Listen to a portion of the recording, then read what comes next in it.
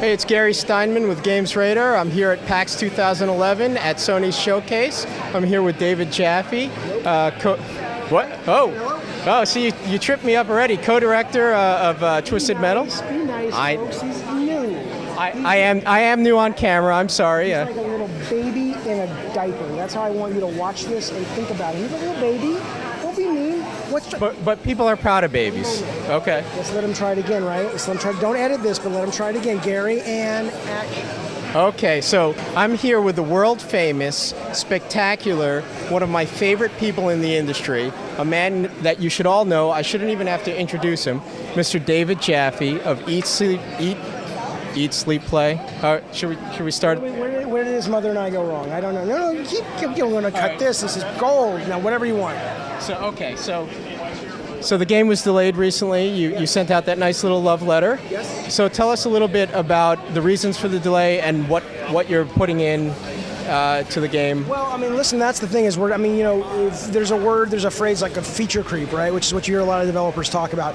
Twisted Metal, I mean, we did not want to say, oh, look, we have more time, let's put more shit in there now. The reason we basically delayed it was that, to us, we look at this game, and the hardcore fans of this game have always seen this, but we're trying with this new one to make it very clear that on the surface, I mean, look, you're watching a level right now that takes place in a theme park, you're fighting on roller coaster tracks, going into haunted castles, killing, characters dressed up as mascots and stuff. It's very surface on one level, but we've worked so hard on this game. To us, it's more like a fighting game or a shooter. A lot of people mistake it and say, oh, it's a driving game or a racing game. To us, this is like Team Fortress 2 and Mario Kart Battle Mode and Mortal Kombat 2 and Tekken. It really is more about sort of class-based fighting. And so when you are talking about a game like that, it's so mechanics-driven. There's so many little, it's almost like to think about them like wind-up toys. Right. This mechanic does this has this much damage unless you charge it up, and you're working with a teammate, then it does this much damage. All these like moving parts. And so it wasn't so much about extending the schedule to add more stuff as it was just tune and polish and play test the crud out of it. So when we actually do put it out on Valentine's Day, we really have put it through the ringer in terms of sort of the right decisions, the right tuning. We've tuned the right knobs just so. And so more players than our normal hardcore fan base will look at Twisted Metal and actually get what we love about it, which is, holy cow, this really is, to us, this is like the next great fighting game. It's like it's like a dark, twisted sport versus just what a lot of people see, which is more of a surface action game. So you talk about tuning the game, so perhaps there are aspects of it that could appeal to a wider audience. Oh, did I ask the wrong question? It's like, here's the thing. Okay. Let's be clear. Look, I mean, we made a big mistake in Twisted Metal Black, whereas we didn't know, we didn't have enough experience. We tuned that game so hard because we tuned it for us as developers, and we didn't do focus testing at the time as much. And so, let's be very clear: the single player, which has very cool stories, amazing bosses.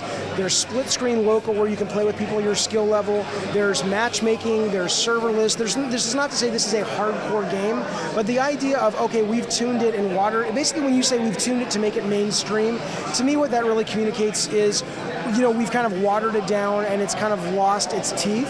And it's actually quite the opposite. What we put the time into is making decisions so that the depth is more apparent. I mean, it's everything from something as stupidly obvious as this. I mean, you're looking at, it just went away, but you're looking at like nuke mode, right, which is a fairly complicated mode on the surface. I mean, it's kind of a Twisted Metal version of Capture the Flag, where you go from offense to defense, and you've got to capture the enemy leader, which is a human, drag him behind your car on a chain, take him to a missile launcher / wood chipper, stay in the ring long enough to sort of cause the missile launcher wood chipper to activate, and then your car automatically feeds that guy into the wood chipper, and in exchange for the sacrifice, you get to fly this missile through the level, and then if you can steer that missile into the enemy statue, you get a point, or your team gets a point, right? So it's like, wow, it's everything from stupidly obvious stuff like, let's always make sure there are graphic directions on how to play, fucking duh, to just focus testing the I mean, if you look, I mean, this is so obvious, but if you don't make games, you think this stuff magically appears. Right. But we've probably gone through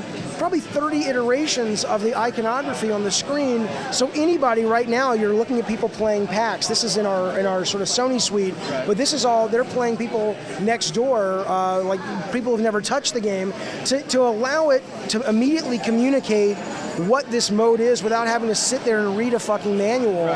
That's the kind of stuff, and it's the kind of stuff that we're thinking is going to communicate the depth of the game. I mean, you get Axel to jump a little bit, so every car has the ability to leap, right? We've had that since TM2. Usually they just go a little bit off the ground. You can dodge missiles, get up on ledges, but just in the spirit of making every single vehicle feel differentiated like a fighting game, Axel is jumping probably like, I don't know how many feet, but he's like fucking Jumping Flash meets Twisted Metal, right? And so suddenly that vehicle alone is a lot more purposeful just on the ability. I mean, he can do all kinds of different things, including now gain access faster to areas that will help his teammate in a game like Nuke. So it's just all of that kind of nuance and polish and tuning that really helps bring that focused vision of, to us, it's a fighting game. Getting back to that fighting game analogy, I mean, fighting games have had a renaissance. They've kind of gone mass market, or they're reaching a mass market or a bigger market.